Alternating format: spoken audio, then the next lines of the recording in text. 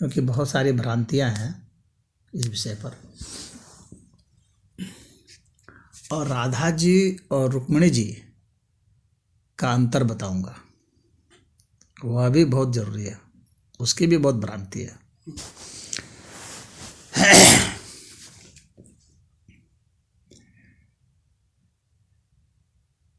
रुक्मिणी जी जो हैं वो, उनको प्रकृति मान लो।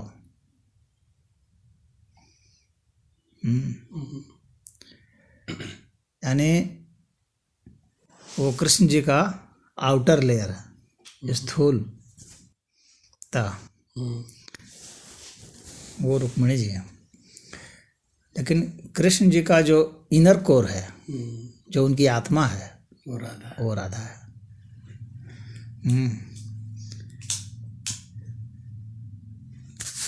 और राधा में शुद्धता है, शुद्ध प्रेम स्वरूप है। यानी कृष्ण का जो शुद्ध प्रेम स्वरूप है वो राधा है। यानी अगर योग की भाषा में कहें तो आनंदमय कोश जो है वो राधा है। और कृष्ण जी में तो, कृष्ण जी को तो पूरा का पूरा मान लो, सबको इंक्लूड करके। उसमें तो बहुत सारे युद्ध भी चल रहा है, बहुत सारे ताम झाम नखड़े सब चल रहे हैं। लेकिन राधा में ये सब कुछ भी, ये सब नहीं चल रहा, वहाँ शुद्ध प्रेम है। और रुक्मिणी जी तो आउटर लेयर हैं, प्रकृति है। और उसके बाद फिर विकृति भी आती है, उसका जो आउटर होगा, प्रकृति का भी जो आउटर होगा वो विकृति में आ गया, जिसमें हमारे राक्षस बंधुगण हैं। हाँ, तो उनकी पत्नी सत्यभामा वे सब विकृति होगी। हाँ, और जो जितना दूर चला जाएगा उतने जो स्थूल होता जाएगा उसमें उतनी विकृति आती जाएगी। हालांकि वो भी पाठ ही हैं, सब पाठ ही हैं, लेकिन वो स्थूल होते जा रहे हैं। अब यहाँ पर यह एक, हम इसकी शास्त्र की भाषा बोल रहे हैं, तो जितने भी शास्त्र में जितने भी पढ़ोगे, जितने भी अध्ययन किए होगे अब तक, आगे करोगे, सभी में जो वो लक्ष्य बताते हैं वो कहते हैं कि जन्म और मृत्यु से परे हो जाओ, जन्म और मृत्यु से मुक्त हो जाओ। क्योंकि ये जो जन्म है, ये मरण है, ये तुम्हारे कर्म संस्कार बनाते हैं और इसी से तुम दुख भोगते हो, सुख भोगते हो, ऐसे में फंसे रहते हो। हाँ, ये सभी शास्त्र में बताते हैं। और हर योग में, चाहे सांख्य योग देख लो, चाहे अष्टांग योग देख लो, चाहे कोई भी योग देखो, मंत्र योग देखो, सभी में वही है। यहाँ तक कि अधिकतर भक्ति योग में भी यही बताया गया है। हाँ, बस उसमें यही है कि भाई मुक्ति की कामना, भक्त जो अनन्य भक्त होते हैं वे मुक्ति की भी कामना नहीं करते हैं। हाँ, लेकिन वे मुक्त हो जाते हैं, भले कामना नहीं करते हैं तो मुक्त हो जाते हैं। तो मुक्ति में भी कई तरह की मुक्ति है। एक तो जो उनके लोक में ही है, उनके जैसा सारूप्य है, सालोक्य है। और लेकिन एक जो होते हैं जो सायुज्य होते हैं, जो उनके साथ युक्त हो जाते हैं, एक वो मुक्ति हो गई। तो अधिकतर ग्रंथ में अधिक से अधिक यही बताया गया है कि सायुज्य समाधि जो है वो सबसे ऊपर हो गई, वह जो मुक्ति है परम मुक्ति हो गई। वैकुंठ धाम में चले गए, वो परम धाम चले गए। हाँ,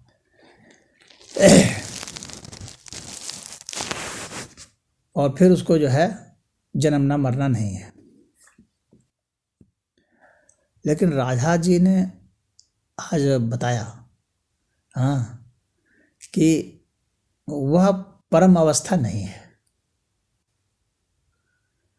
परम अवस्था फिर क्या है कि आप सभी रूपों में फिर रह सकते हैं।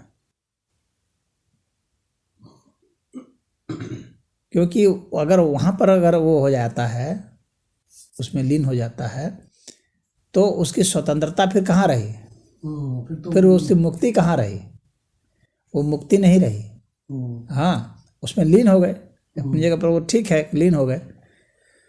जैसे कि सागर में लीन हो गया कोई कोई बूंद, तो सागर में मिल जाने से कह सकते हैं कि भाई वो मुक्त हो गया, सागर ही हो गया।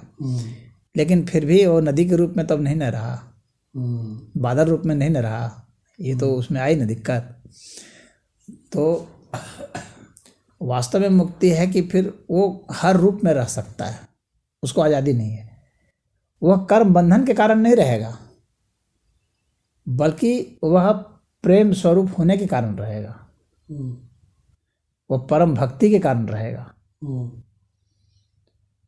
मतलब उसको ये विज्ञानमय कोश जो है उसके कारण वो नहीं रहेगा अलग अलग रूपों में, और उसका जो नियम है वह नियम उस पर लागू नहीं होगा। हाँ, उससे भी ऊपर का जो नियम है वो आनंदमय कोश का है, वह उस पर लागू होगा। वह कर्म बंधन के कारण नहीं जन्मेगा, जन्मता तो रहेगा, हाँ, उसकी इच्छा है जन्मे जन्मे, हाँ, क्योंकि वह जिस भी रूप में रहेगा उसी रूप में ही वह प्रेम रूप में है, वहीं से वो भजन कर रहा है। हाँ, तो जो अनन्य भक्त होता है वो सदैव जो है जन्मता रहता है, और हाँ, वो जन्मता रहता है और सभी रूपों में रहता है, उसके ऊपर कर्म बंधन लागू नहीं होते हैं। और उसके पीछे उद्देश्य सिर्फ यह रहता है कि उसका वह भी ईश्वर का ही एक मतलब परम विधान है कि उसके माध्यम से ही बाकियों में वास्तव में जो भक्ति संचार होता है। क्योंकि कर्म बंधन से जो भक्ति को प्राप्त होगा वह, और जो उस परम प्रेम रूप से जो भक्ति अवस्था को प्राप्त होकर के जो भक्ति का रस जो फैलाएगा, दोनों में बहुत अंतर हो जाएगा। बात समझ में आ रही है जो कहना चाह रहा हूँ? मैं समझ रहा हूँ।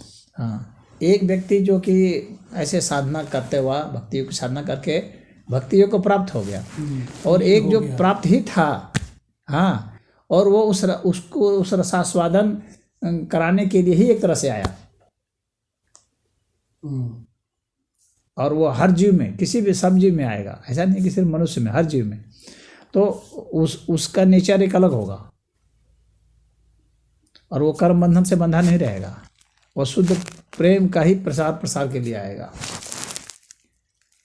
उसी का आस्वादन कराने के लिए आएगा। तो वो वास्तव में वो एक मतलब फिलॉसफी के अर्थ में नहीं, बल्कि वो प्रेम रस उससे बहता रहेगा स्वाभाविक रूप से, और वह सबको प्राप्त होता रहेगा।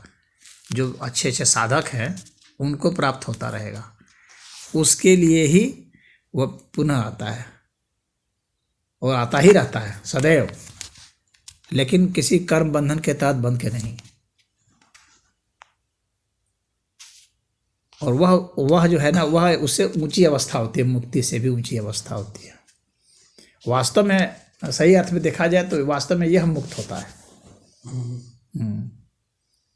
क्योंकि सभी रूपों में यह रह सकता है और रहता है, और उसके माध्यम से जो है प्रवाह होता रहता है। एक तरीके से वो प्रतिरूप जैसा हो गया, ईश्वर का जो प्रेम प्रतिरूप हो गया। हाँ, प्रेम प्रतिरूप हो गया। ईश्वर में तो सब कुछ है, वो एक जो प्रेम प्रतिरूप है। हाँ। जैसे राधा ईश्वर का सब कुछ न कह के राधा को कहा जाए कि वो ईश्वर के प्रेम प्रतिरूप। जैसे चैतन्य महाप्रभु। हाँ, जैसे चैतन्य महाप्रभु प्रेम प्रतिरूप। हाँ, वह मीरा के बारे में भी वह ऊंची अवस्था, मतलब हाँ, आज मीरा के नाम लेकर के लोग जो है प्रेममय हो जा रहे हैं, यानी वो प्रेम प्रतिरूप हो गई, प्रतिरूप हो।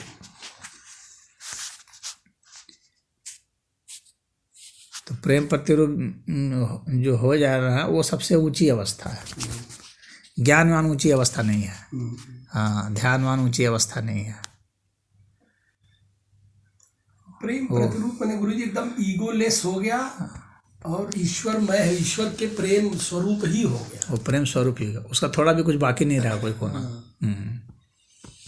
तो वैसे कि हर चीज जो है प्रेम रूप हो जाएगी, हर चीज जो उसके भी कनेक्ट में आए, इवन उसका नाम भी ले ले।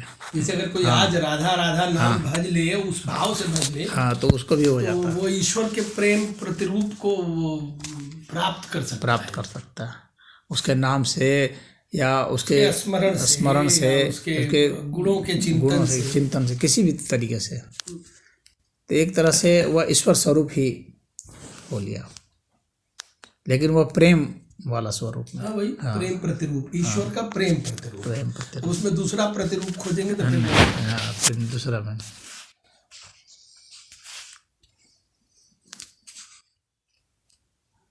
तो गुरु जी उसमें हमको लगता वो है शुद्ध, यानी अगर कृष्ण की आराधना कर रहे हैं तो कृष्ण के हृदय का चिंतन करना चाहिए, उनके प्रेम का, रूप का।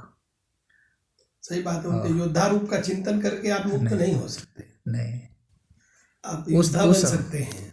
हाँ, या मुक्त भी होंगे तो वैसा नहीं होंगे, आपको स्वर्ग प्राप्त होगा या वैकुंठ भी जाएंगे तो वह स्थिति नहीं आएगी, जो राधा वाली स्थिति है वह स्थिति नहीं आएगी। गुरु जी इसको मतलब ऐसे कहा जाए कि वो सरेंडरिंग का एक्सट्रीम हो जाता है, तभी ऐसा होता होगा। हाँ। सरेंडर का एक्सट्रीम, जैसे सरेंडर मतलब जिसे कहते हैं कि एकदम आगे मतलब लेस हो जाए। हाँ, कुछ भी उसका नहीं, हमको लगता है कि कुछ भी अपेक्षा नहीं रही कृष्ण सबके, मतलब अपना चाहे अपना प्राण भी दे दो, सब कुछ जो कुछ है सब ले लो। हाँ, कुछ चाहिए कुछ नहीं, चाहिए कुछ नहीं, जो चीज़ है सब कुछ ले लो। हाँ, और उसका एक नाम स्मरण करने के लिए ही जो है उतना ही उसके लिए पर्याप्त है। चैतन्य महाप्रभु जितना चिघाड़ते हैं कृष्ण प्रेम को लेकर के, अरे प्रिय कब आओगे, कहाँ होगा, मैंने उनकी जो विरह है, जो उनकी तड़प है, और जो दौड़ते हैं, मतलब जिस तरीके से वो, यानी वो बस मतलब जिसे कहते हैं एक्सट्रीम हो जाए। हाँ, सरेंडर का। कई लोगों को लगा कि पागल हो गया, बाहर अगर कॉमन सेंस से देखा जाएगा हाँ, तो लगेगा कि ये आदमी विक्षिप्त हो चुका है।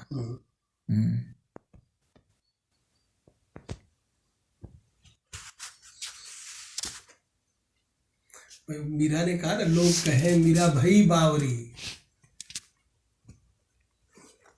वो बहुत सुंदर भजन है।